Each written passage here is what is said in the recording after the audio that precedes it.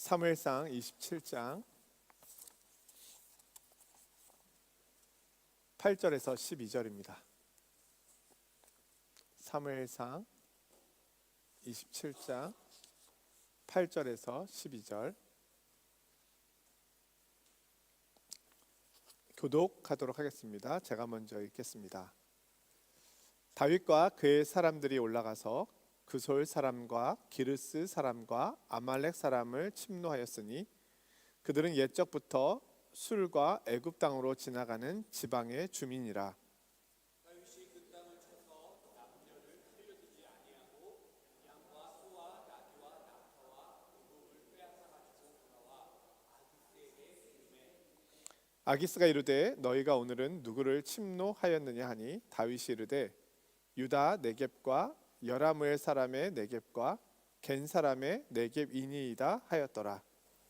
다윗이 그 남녀를 살려서 갓으로 데려가지 아니한 것은 그의 생각에 그들이 우리에게 대하여 이르기를 다윗이 행한 일이 이러하니라 하여 블레셋 사람의 지방에 거주하는 동안에 이같이 행하는 습관이 있었다 하니까 두려워함이었더라. 함께 있습니다. 아기스가 다윗을 믿고 말하기를 다윗이 자기 백성 이스라엘에게 심히 미움을 받게 되었으니 그는 영원히 내 부하가 되리라고 생각하니라. 아멘. 오늘 본문은 다윗의 이중 생활에 대한 말씀입니다. 하나님의 마음에 합한 사람이라는 별명을 가진 다윗. 근데 그가 이중 생활을 하고 있습니다.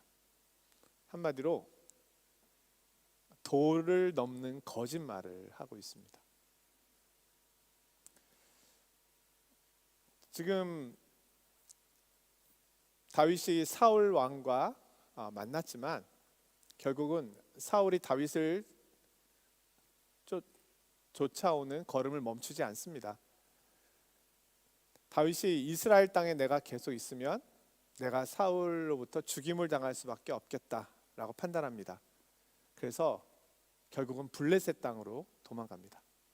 근데 오늘 성경에 함께 읽지 않았지만 다윗이 블레셋 땅으로 갈 때 600명과 함께 갑니다. 혼자 가는 게 아니에요. 지난번에 아둘람굴에 있을 때 400명의 남자들이 모여 있었잖아요. 원통당한 자, 환난당한 자, 빚진 자, 그들이 모여 있었는데 인원수가 더 늘었습니다. 이제 다윗의 소문을 듣고 억울한 자들이 더 많이 모여들었어요. 600명이 되었어요. 거기에 뭐 여자들과 아이들 식솔까지 계산하면 1000여 명이 넘는 사람들입니다. 1500여 명 되겠죠. 그들을 데리고 어떻게 피난을 생활을 하겠습니까? 사울로부터 어떻게 도망 다닐 수 있겠습니까? 결국 판단한 것은 블레셋 땅이었습니다. 그러면 블레셋 땅이 다윗을 받아줄까요? 받아줍니다. 그 당시에는 이 싸움 잘하는 용병들, 그들을 수입해서 썼거든요. 오늘날에도 용병들을 수입하는 나라들이 있잖아요. 그것처럼 다윗과 그와 함께한 이들, 용맹한 이들, 그들이 블레셋을 위해서 싸울 수 있도록 그들이 일종의 용병처럼 블레셋 왕이 그들을 받아준 겁니다.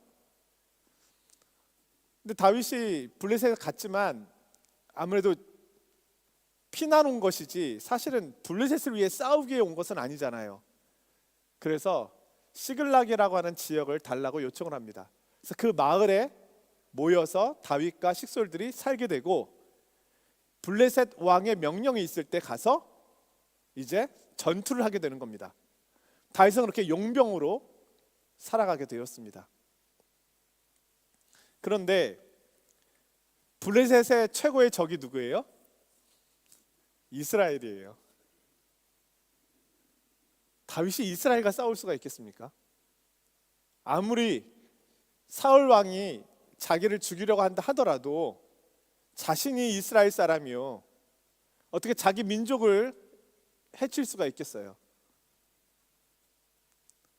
하지만 살아남기 위해서는 다윗은 또한 싸워야만 합니다.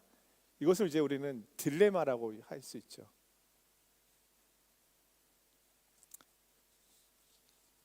그래서 시글락에 머물러 있던 다윗은 이스라엘과 싸움을 피하기 위해서 다른 민족과 싸웁니다. 오늘 함께 읽은 본문의 8절이에요. 다윗과 그의 사람들이 올라가서 구술 사람, 기르스 사람, 아말렉 사람을 침노하였으니, 이들과 전투를 벌이는 겁니다. 그래서 이들로부터 노획물을 가져다가 블레셋 왕에게 바치는 거예요. 제가 오늘도 왕을 위해서 이들과 싸우고 왔습니다. 그런데 실제로 다윗이 싸운 것은 구술 사람, 기르스 사람, 아말렉 사람이었지만 블레셋이 원하는 싸움은 이들이 아니거든요. 이스라엘이거든요. 그래서 아기스가 묻습니다. 오늘은 누구를 침노하였느냐? 다윗이 10절에 대답합니다. 유다 네겜과 여라무엘 사람의 네겜과 겐 사람의 네겜이니이다. 유다 사람들을 치고 왔습니다라고 얘기하는 거예요. 이 네게부 사막에 있는 유다 사람들을 내가 공격하고 그들로부터 이렇게 많은 노획물을 가지고 왔습니다. 그러니 블레셋 왕의 마음엔 너무 흡족한 거예요. 다윗이 진짜 나의 부하가 되었구나. 진짜로 자기 민족을 배신하고 자기 민족을 공격하고 그들로부터 노획물을 뺏어오는 사람이 되었구나. 이렇게 블레셋 왕으로부터 인정을 받는 겁니다. 왜냐하면 인정받기 위해서 그렇게 한 거니까. 근데 실제로 다윗은 어디를 침략했어요? 유다 땅이 아니라, 유다 민족이 아니라 구술 사람, 기르스 사람, 아말렉 사람을 침노했어요. 그런데 소문이 날 수 있잖아요. 사실은 다윗이 유다를 침략한 게 아니고 아말렉을 침략한 거예요. 소문이 날 수 있잖아요. 그래서 다윗이 어떻게 합니까? 9절에 그 땅을 쳐서 남녀를 살려두지 아니하고 양과 소와 나귀와 낙타와 의복을 빼앗아 가지고 돌아와 아기스에게 이르매. 남녀를 몰살시켰어요. 다윗이 자기의 비밀이 탄로날까 봐. 아기스 왕에게는 유다와 싸웠다고 얘기해야 되잖아요. 그런데 아말렉 사람을 살려두면 이 사람들이 그 소문을 듣고 다윗은 우리를 공격했는데요? 유다가 아니에요. 우리예요. 그러면 블레셋 왕에게 거짓말을 한 것이 되고 다윗은 블레셋에서 쫓겨나든지 아니면 블레셋 군인들과 전쟁을 치러야 되잖아요. 그러나 다윗이 갈 곳이 어디 있습니까? 다윗은 살아남아야 되거든요. 어떻게 해서든. 그래서 죄 없다 하기에는 뭐 하지만 사실은 죽여서는 안 되는 사람들까지 다 죽였어요. 남녀를 살려두지 아니하고. 이거는 전쟁에 있어서 굉장히 잔인한 것이죠. 사실은 하나님께서도 특별한 전쟁이 아니고서는 남녀를 다 죽이라고 명령한 적이 사실은 없습니다. 사울 왕에게 아말렉 사람에 대해서 이야기할 때 그때 외에 이렇게 철저하게 민족을 멸절시킬 정도로 그렇게 말씀하신 적은 없거든요. 근데 다윗은 지금 그렇게 하고 있습니다. 그리고 나서 11절에 그렇게 한 이유가 설명이 되는 거예요. 다윗이 남녀를 살려서 가드로 데려가지 아니한 것은 그의 생각에 그들이 우리에게 대하여 이르기를 다윗이 행한 일이 이러이러하니라 하여 소문이 날까봐 이렇게 하였다. 이것으로 인해서 다윗은 블레셋 아기스 왕으로부터 인정을 받게 됩니다. 오늘 12절이죠.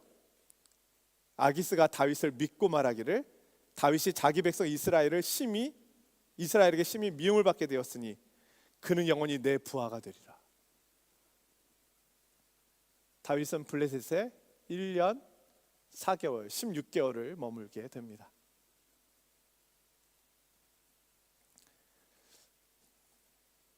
자, 우리가 알고 있는 다윗,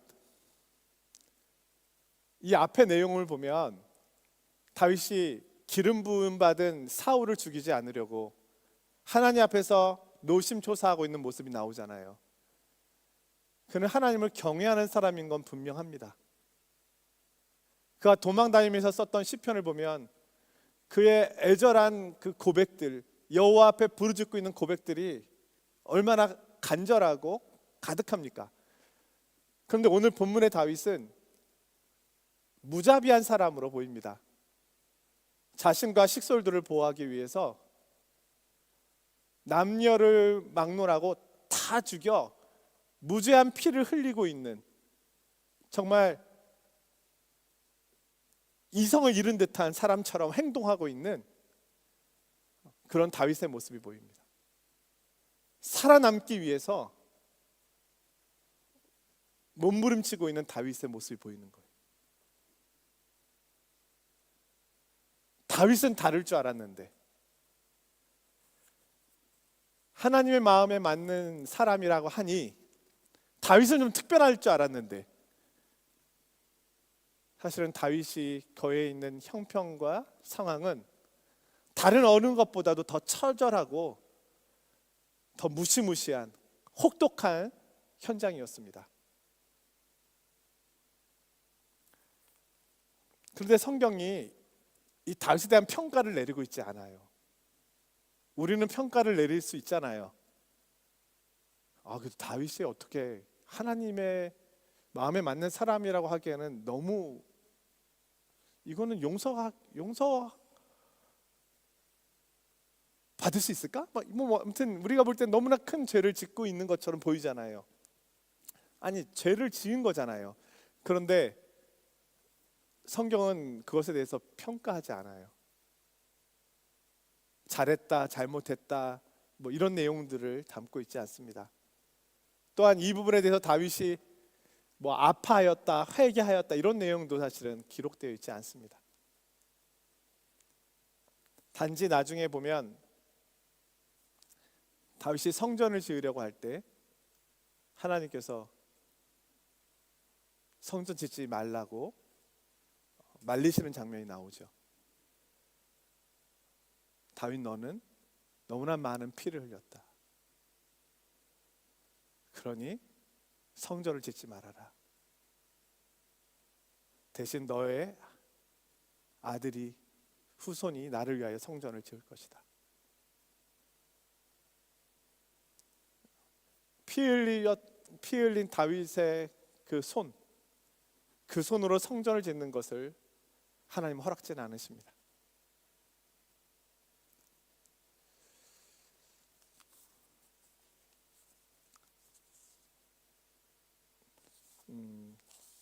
자, 다윗. 어떻게 이런 다윗을 하나님께서는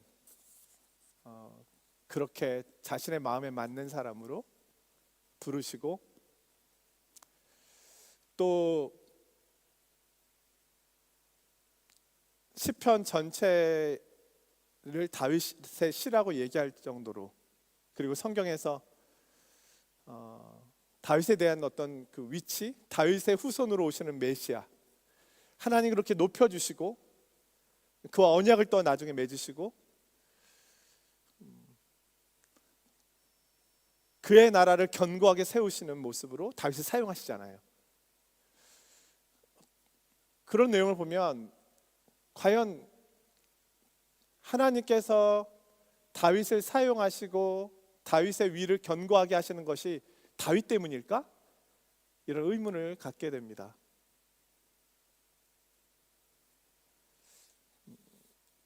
다윗의 삶으로 본다면 다윗의 삶의 모습에서 다윗이 하나님께 인정받을 만한 모습으로 그렇게 채색되어질 수 있는 모습이 그렇게 아주 넘치는 것은 아닙니다. 왜냐하면 다윗이 무음한 사람이 아니라 정말 흠이 많은 사람이거든요. 우리가 알고 있는 것처럼 이 정도만 있는 건 또 아니잖아요. 나중에 다윗이 왕이 된 후에 우리아를 전장에서 죽게 하고 그의 아내를 취하고 이런 내용들을 보면 또 어떻게 다윗이 저럴 수가 있나 싶을 정도의 모습들이 사실은 또 나중에도 나오잖아요.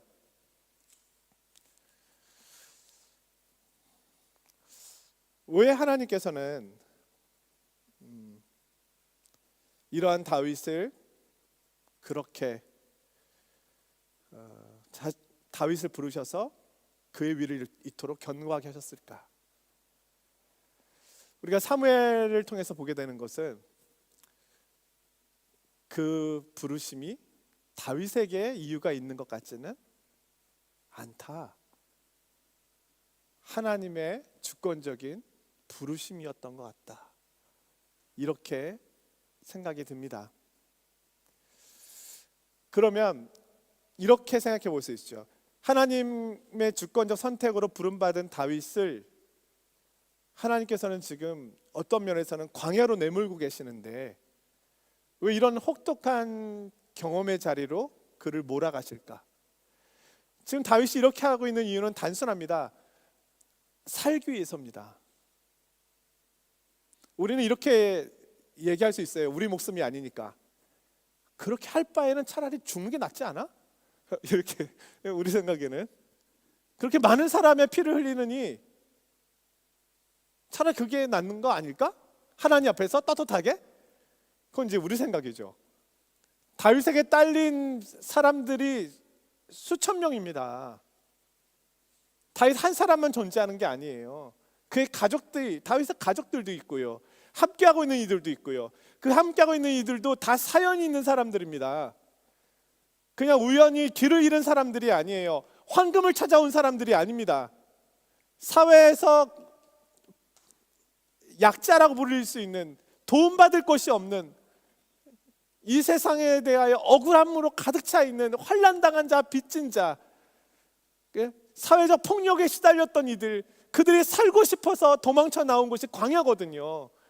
다윗이 그들과 함께 살아남아야 됐던 겁니다. 그들의 지도자로, 그들의 책임자로 함부로 자기 생명을 다룰 수 있는 위치에 있지 않아요. 우리 부모님들도 사실은 이 자녀를 키워야 된다는 책임감의 무게가 얼마나 큽니까? 나 혼자라면 이렇게까지 하지 않을 텐데 라고 다짐할 때가 얼마나 많으셨습니까? 다윗도 마찬가지거든요. 나 한 사람을 돌보는 것이 아니라 사실은 살아남기 위하여, 이들을 살리기 위한 몸부림을 치고 있습니다. 근데 그 몸부림이 내가 살기 위해서 남을 남에게 해를 끼쳐야 되는 거예요. 이게 다윗의 성정 안에서 맞는 것인지는 모르겠지만 우리가 생각하는 다윗의 모습 안에서는 분명 쉬운 일은 아니었을 겁니다. 아무리 당시 사회가 전쟁에 찌들어 있는 그런 어떤 상황 속에 있다 하더라도 결코 쉽지 않았겠죠. 다윗은 아기스 왕 앞에서 거짓말을 할 정도로 굴욕적인 시간을 보내야만 했습니다. 떳떳하지 않잖아요. 혹시라도 자신의 거짓말이 탄로날까 봐 얼마나 두려워했을까요? 내가 여기서 들키면 나와 내 식솔들은 어디로 가야 하나? 내가 이 세상에 정말 머리 둘 곳이 없구나. 매일매일의 삶이 사실은 긴장 속에 살아가는 삶 아니었겠습니까? 혹시라도 아말렉 사람들 중에, 내가 친 민족들 중에 누군가가 살아남아서 아기스 왕에게 가서 사실을 아뢰면 나와 우리 이 가족들은 어떻게 될 것인가? 그런 근심과 걱정에 그의 매일매일의 삶의 긴장감 속으로 있지 않았겠습니까? 그 힘든 시간들을 그는 지금 보내고 있습니다. 저는 이 다윗의 모습이 이 세상을 살아가고 있는 우리의 모습이다. 저는 이렇게 생각합니다. 다윗과 조금 정도의 차이는 있겠지만 우리라고 거짓말을 안 합니까? 남을 속인 적은 없습니까? 내 머릿속에서는 평화를 위한 것이고 모두를 위한 것이라고 생각하지만 그건 뭐 다윗과 다 같은 거죠. 그러나 거짓말, 또 나의 잘못을 합리화시키는 것,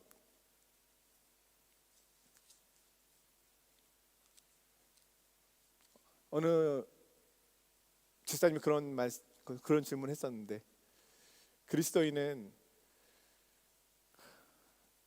요즘 한국의 방산업체 무기들이 많이 판매가 되잖아요. 무기를 통해 판매해서 거둬들이는 수익이 대단합니다. 현대 한화하고 현대 로펌인가요? 로템? 현대 로템? 이런 데서 무기를 잘 만들어서 판매하잖아요. 그러면 그리스도인은 그런 일을 하면 안 되는가?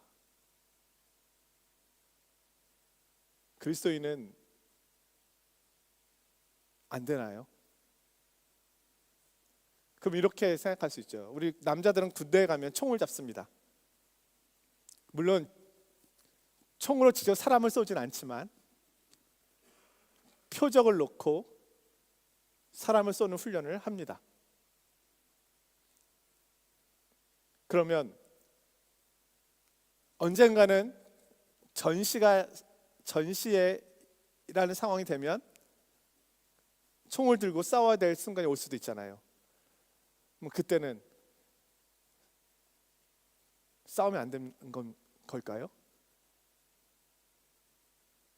우리 여호와 증인들처럼 군대 대신 군복무를 거절하고 대신 영창으로 가는 것이 하나님이 기뻐하시는 일입니까? 우리가 지키지 않으면 나라는 어떻게 될까요? 그럼 내가 나라를 군복 의무를 다하지 않으면 우리 가족들은 어떻게 됩니까? 누가 우리를 지켜줍니까?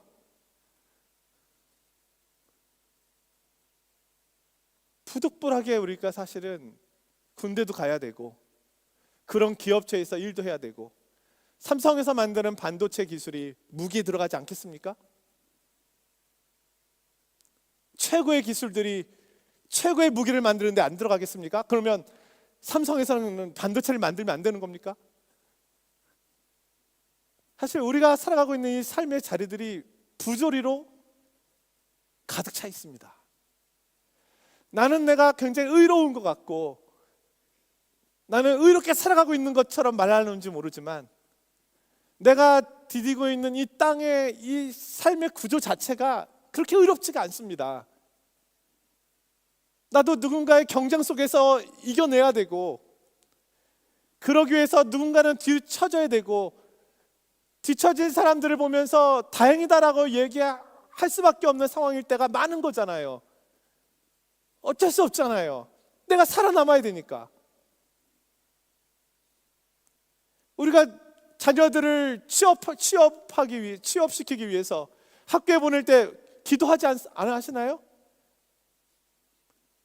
경쟁이 있으니 우리 아이는 안 가야 됩니다. 하나님, 저 불쌍한 다른 사람들이 다 가야 됩니다. 내 아이는 취업이 안 돼도 괜찮습니다. 학교에 들어가지 않아도 됩니다. 저 사람들이 다 가야 됩니다. 우리가 이렇게 합니까? 그렇지 않잖아요. 기도 부탁하잖아요. 어쩔 수 없잖아요. 왜냐하면 내가 들어가면 누군가는 거기에 떨어지게 되는 건데 그럼에도 불구하고 우리는 그렇게 기도할 수밖에 없잖아요. 우리가 살아가고 있는 이 세상이 피조물의 탄식이 가득한 세상입니다. 우리는 의롭게 살 수 없습니다. 적당하게 의로운 척 할 수 있겠지만 어떻게 우리가 의로울 수 있겠습니까?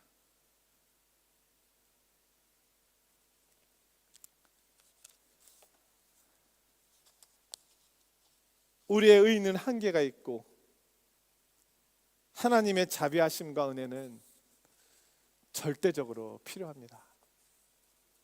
예수님께서 이 세상에 오셨을 때 왜 사람들은 그렇게 예수님을 반겼을까요? 특별히 죄인들이. 예수님의 별명이 세리와 죄인의 친구 아닙니까? 세리라고 하면 당시에 가장 혐오스럽다고 여길 정도의 인물이 세리고, 죄인이라고 하면 다양한 죄인들이 모여 있는 거겠죠. 예. 근데 예수님이 그들의 친구가 되셨습니다. 왜 친구가 되셨을까요? 그들이 왜 세리가 될 수밖에 없었는지, 그들이 왜 죄인의 자리에 있을 수밖에 없었는지, 왜 그 여인이 가늠한 현장 속에서 붙잡힐 수밖에 없었는지, 왜 죄 많은 여인이 있을 수밖에 없었는지, 사마리아 여인이 왜 그 뜨거운 햇볕에 그 시간에 물을 기르러 올 수밖에 없었는지, 우리 주님이 그들의 삶에 처해져 있는 부조리함을 읽어내신 거죠. 그리고 위로하신 거죠. 그들을 이해해 주신 거죠.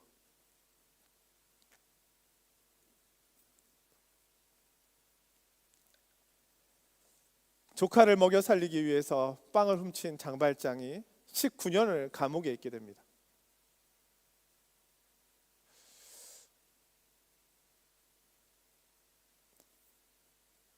지혜로운 재판장이라면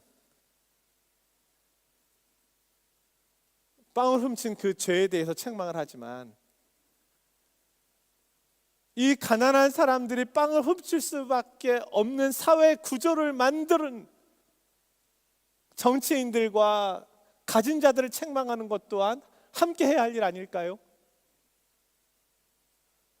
훔친 것만을 얘기하지 말고 왜 훔칠 수밖에 없는 상황이 될 수밖에 없었는지, 그 가난에 대한 책임을 누가 져야 할 것인지, 그가 게을러서 가난할 수도 있지만 어느 누구도 받아주지 않아서 가난할 수도 있는 거잖아요. 장애가 있는 사람들, 일을 하고 싶지만 일할 수 있는 곳을 갖기가 어려우니 장애를 극복할 수 있는 기회를 못 가질 수 있는 거 아닙니까? 이런 부조리들이 이 세상에 사실은 너무 많다는 거예요. 근데 우리가 그걸 다 어떻게 해야 되겠습니까? 우리가 어떻게 해결하겠어요? 나도 부조리 속에 살고 있는데. 그런데 예수님께서는 그걸 끌어안으시는 거예요. 그 부조리함들을, 그들의 마음을, 그들의 아픔을. 그래서 성경은 뭐라고 얘기합니까? 마음이 상한 자를 고치며. 주님이 마음이 상한 자를 고쳐주시는 거거든요. 내 마음을 아시는군요. 저도 열심히 하고 싶었지만 잘 되지 않았어요. 기회가 저에게 주어지지 않았어요. 예전에 제가 고등부 전도사를 할 때 총무 집사님이 한 분 계셨는데, 지금은 안양제일교회 안수집사님으로 계시는데, 그 집사님이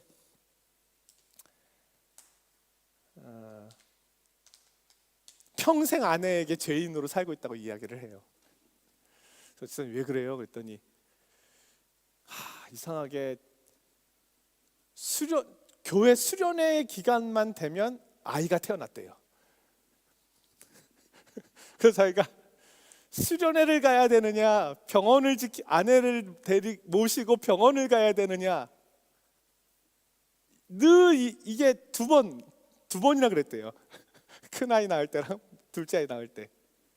근데 자기는 총무기 때문에 수련회에 빠질 수가 없다는 거예요. 총무 역할이 제일 많잖아요. 그래서 하나님께 맡기고 아내에게 미안하다고 얘기하고 수련회를 갔다는 거예요. 2번이나. 그러니까 아내는 남편 없는 공간에서 아이를 2번이나 낳았던 거죠. 자신은 그것 때문에 평생 아내 앞에서 죄인으로 산대요. 우리는 많은 이야기를 할 수 있을지 모르겠지만 그분은 자신에게 맡겨진 그 일이 하나님께서 주신 일이라 생각했기 때문에 그것을 내려놓을 수는 없었던 거예요. 도리어 하나님의 이해를 구하기보다 아내의 이해를 구했던 길을 택한 것이죠. 그러면 그분이 평생 아내 앞에서 죄인으로 살아가는 게 잘못된 것입니까?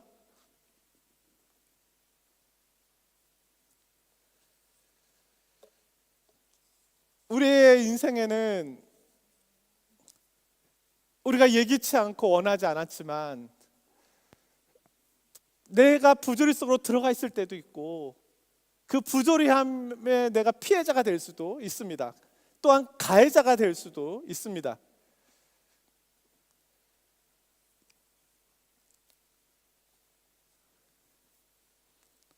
오늘 다윗이 행한 이 일들을 합리화시킬 수는 없습니다. 어떠한 이유에서도 하나님께서도 이것을 합리화시키고 계시지는 않으셔요. 그러나 왜 다윗에게 이런 혹독함이 있었을까를 저는 생각해 본다면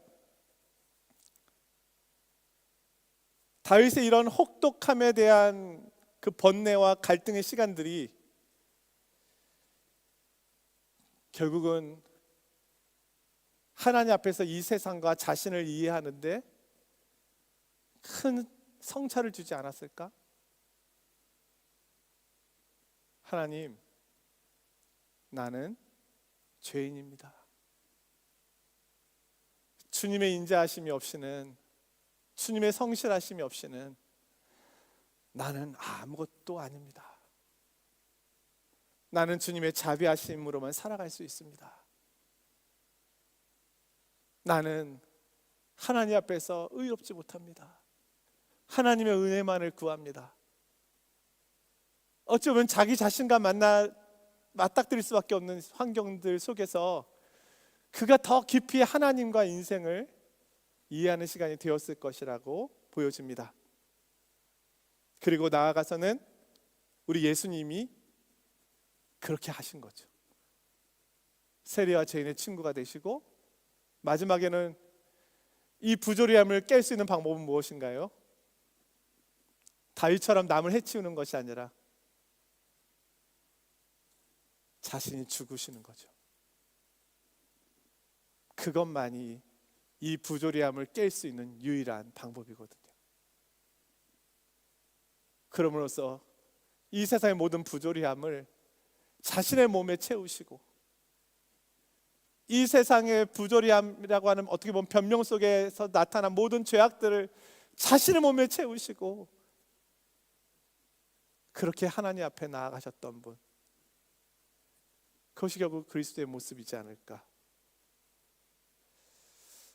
오늘 다윗의 이 이야기는 사실 우리에게 시사해 주는 바가 많다고 생각이 듭니다.